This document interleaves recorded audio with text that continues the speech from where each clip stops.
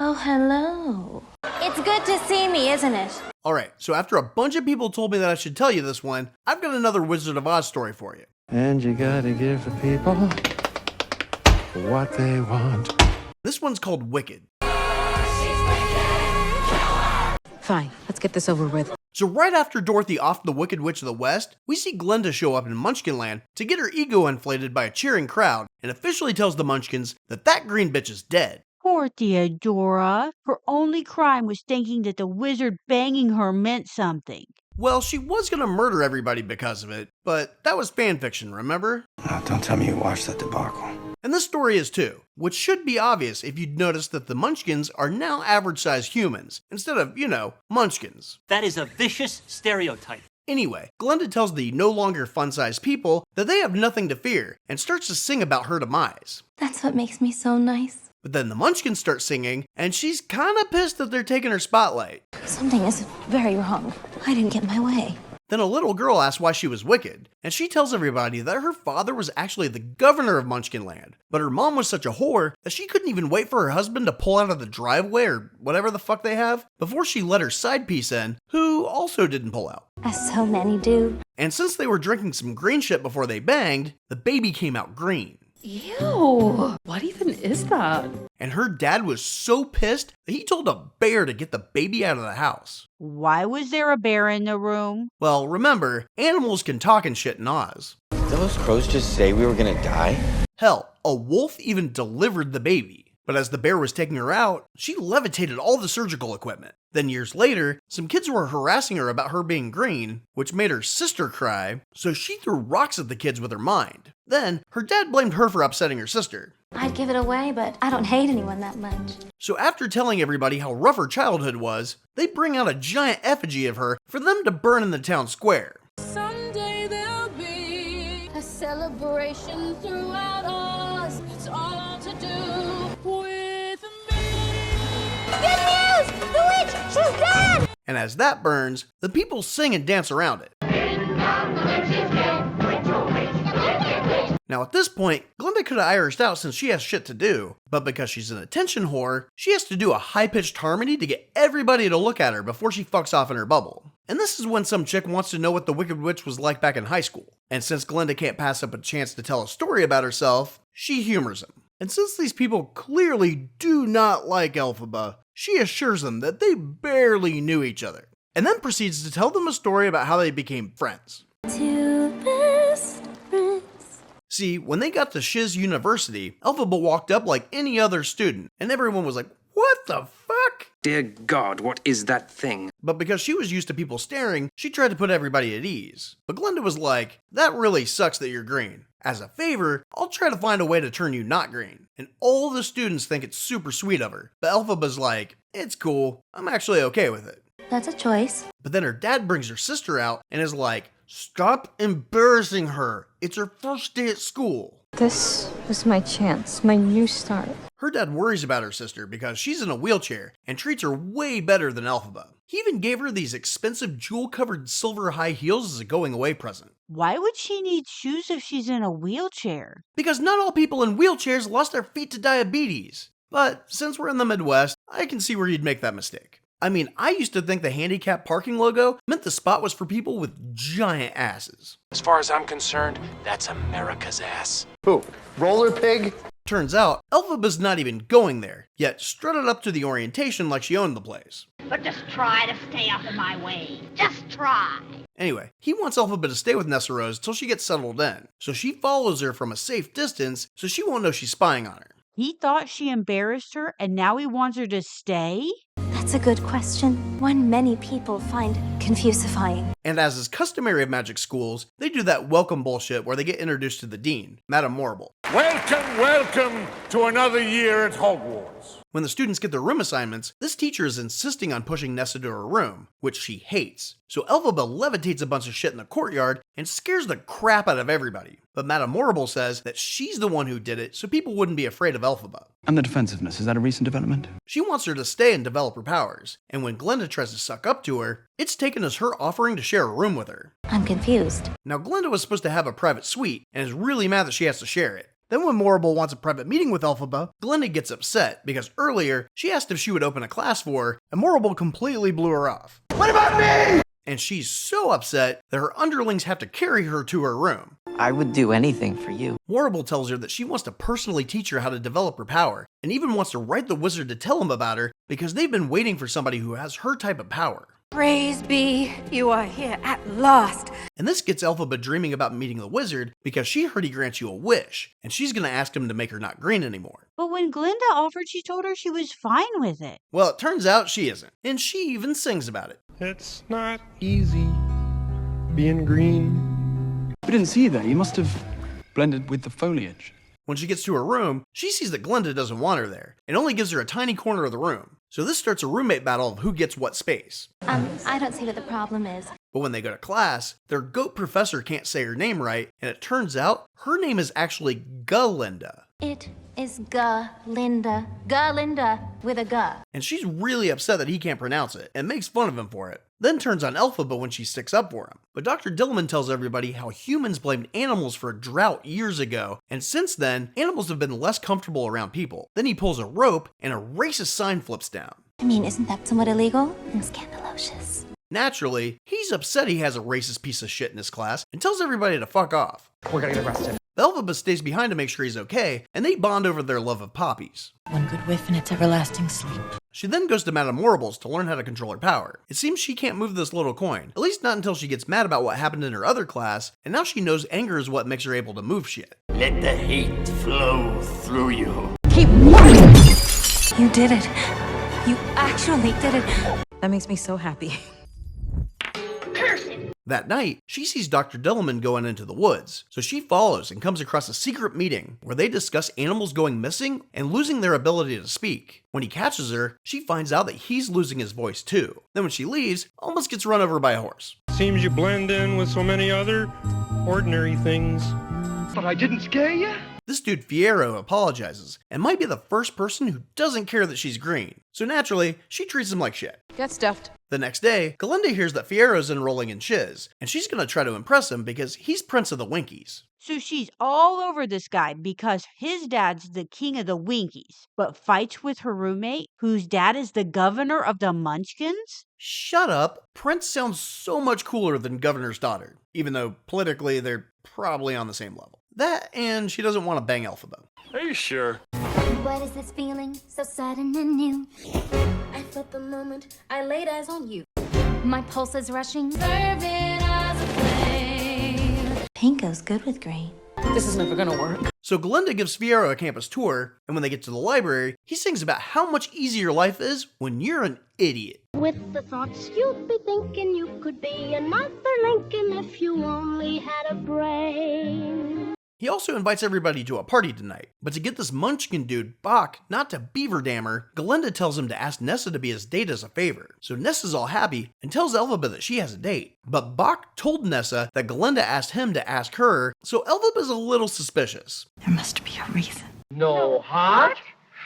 No heart. You don't know how lucky you are not to have one. Then when Glinda and her cronies are getting ready, Fanny finds this pointy black hat in one of Glinda's dressers. But I'm not sure why somebody would have bought it for somebody who exclusively wears pink, or even why she would have packed it. I'm not wearing that. It's ghastly. But she wants to give it to Elphaba, along with an invitation to the party tonight. So because she thinks they're cool now, she asks Madame Morrible if she would consider teaching Glinda too. And Morrible even goes to the party and is like, alright you little ass sucker, I'll teach you. But only because your roommate threatened to drop out if I don't. Then Glinda's like, oh no, the stupid hat! But it's too late, and Elphaba's already walked in and looks so stupid that the band stopped playing. What a get up. So she does what most people do when they're embarrassed. An interpretive dance. Inside every girl, a secret swan slumbers, longing to burst forth and take flight. Now everyone thinks that she looks even more ridiculous, but Glinda feels bad that she looks like an idiot and goes out to dance with her. Now everybody thinks that this is some new dance that Glinda taught her, and they all jump in like good little sheep. Teenagers are stupid. Except they aren't all teenagers. In fact, some of them could be grandparents. But hey, it's never too late to get an education. There's a collection of rare books around here somewhere, and some medium rare as well. So while they all dance, the two witches fuck off back to their room, where Glinda tells Elphaba that she plans on marrying the guy she just ditched. What's the reason? Then she throws herself dramatically on the bed when Elphaba won't tell her a secret in return. So she tells her that because her dad was worried about having another green kid, he made his wife drink milk flower sap. But he only knew that the sap was white, and not that it was toxic. So it ended up killing his wife when Nessa came out prematurely. Well, that's not fair. And I also guess in Oz, God's 3D printer starts at the top and works its way down, because now he blames her being green on why her sister's in a wheelchair.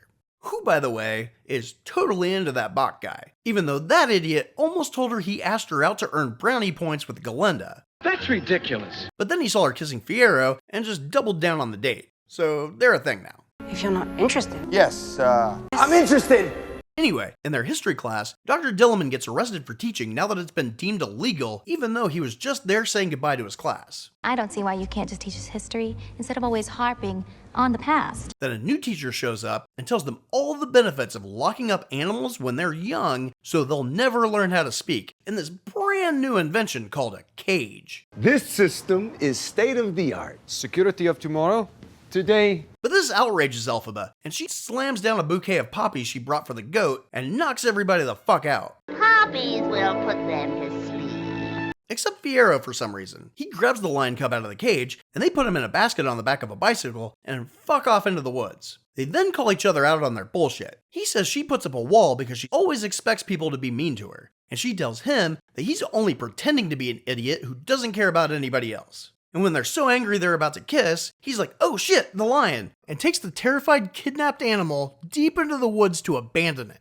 And I'm sure this won't have any sort of lasting effects on this lion at all. I even scare myself. And she's like, alright. So she just goes back to the school and cries about how she can't be with the dude who she just ditched and clearly likes her. And people tend to pass you over because you're not standing out like flashy sparkles in the water. But if he likes Elphaba, why doesn't he just date her? That's the trouble. I can't make up my mind. I haven't got a brain. Well, Glinda already called dibs on him, and he's not sure if Elphaba likes him back. Plus, it's hard enough to try to date your girlfriend's friends after a breakup, so a roommate would be almost impossible. Don't be so pessimistical. Although he might be able to convince him into a threesome that leads into a throuple situation where he could slowly edge Glinda out. I don't blame you for that. But that doesn't matter, because when the class was knocked the fuck out, Madame Morrible came in, and instead of getting the class medical attention, she went to the office and sent a letter to the wizard to let him know what Elphaba had done, and just let the kids wake up on their own. Life is fraughtless when you're thoughtless. And a few days later, they get a response from the wizard saying that he wants to meet Elphaba. Nobody can see the Great Oz, not nobody, not know how. Then it starts to rain, and Madame Morrible steals an umbrella from another student to cover herself and Elphaba while she makes the rain clouds go away. Then when she's leaving for Oz, Fiyero tells her that he thinks about the day Dr. Dilliman got fired all the time, and Elphaba does too. But Glinda sees that they're bonding over this, so she tells everyone that she's gonna change her name to the way the goat she made fun of pronounced it. I'm sure everyone is duly impressed. But when Fiyero leaves when Glinda comes back, she's sad that she's gonna be lonely without her boyfriend and her roommate in a school where everybody worships her. She'll be fine. So Elphaba feels sorry for her and invites her to go with her to meet the wizard. So they both get on the train to the Emerald City. You're off to see the wizard, the wonderful Wizard of Oz. So in a place that has magic, they invented a train before a cage. Okay, keep in mind that the United States put a man on the moon before we put wheels on suitcases. It's possible. So if this story takes place before the Wizard of Oz, why didn't Dorothy just take the train to the Emerald City? That would save time. Shut up. Elphaba had to have an invite from Oz to even get the train to show up. Plus, why wouldn't a local university have a train station instead of one of the main countries in the land of Oz? We don't have that kind of money. Anyway, they catch a play that says that everyone in Oz forgot how to read the language their sacred text was in. But there was a prophecy that said that someone would show up that would be able to read it, and that man was the wizard. Fear my greatness! And this totally doesn't make any sense, because if you knew ahead of time that people were going to stop learning this language, why wouldn't you teach more people the language? Or at least translate the fucking book? Because we didn't think of it? So they enter the castle, where a shit ton of monkeys are guarding the throne room. And inside, Oz tries to scare the shit out of them with the big head and the pyrotechnics. It's nothing, just a little prestidigitatic display. But when he realizes it's Elphaba, he comes out and wants to talk to her. He shows them this model of Oz, and wants their input on what color the bricks that his new road system should use. He also gives her a little figurine of herself that she's upset to see is green. I'm green. and it'll do fine. Now, her whole life, she wanted to ask the wizard to make her not green. But after seeing all the animals being round up and thrown in cages for just existing, she wants her wish to be that he does something about it. And he agrees. The beneficent Oz has every intention of granting your request. Then Madame Horrible comes in to watch Elphaba try to read from a book, but then sees that Glinda's there and is like, oh, you brought that little ass sucker with you? Why is it you're always causing some sort of commotion? Then the head of the monkey cops, Chistery, shows them the Grimmery, which opens for Elphaba. And when the wizard tells her that Chistery is jealous of birds and loves to watch them, the book turns to a page that'll give you wings. So she reads it with no problem and ends up giving all the monkey cops wings.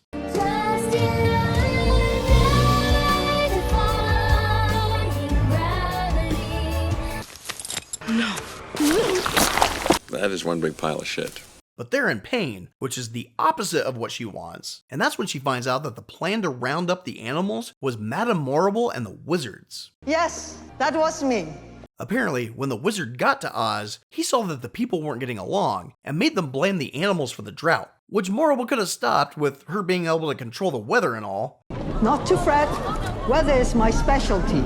But the wizard got everyone to blame the animals for all of life's problems and took a play right out of the fascist handbook. And back where I come from, everybody knows that the best way to bring folks together is to give them a real good enemy. And it got to the point where the public was just so outraged that they didn't care that the animals were innocent. They just thought their lives would get better, even if others suffered. Really selfish.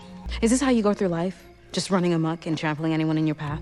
And this is when she realizes that the wizard is a fake, and they want to use her to get more control. But Elphaba isn't having any of that shit, and fucks off with the book. Sacred Jedi text! They send Glinda after her, while Horrible threatens to hurt the monkeys' families if they don't get the book back. The wizard also sends the Winky Guards after them, and they catch up with the witches in a room where Oz is keeping the balloon he arrived in. But while trying to escape, they end up setting the balloon on fire and destroying it, which makes the balloon he left in at the beginning of the story a little hard to explain. I don't know how it works. But they get away into an attic where Glinda can't understand why she would throw away an opportunity like this, and Elphaba can't see why Glinda would be okay with animals suffering just to make her life a little bit better. I don't care.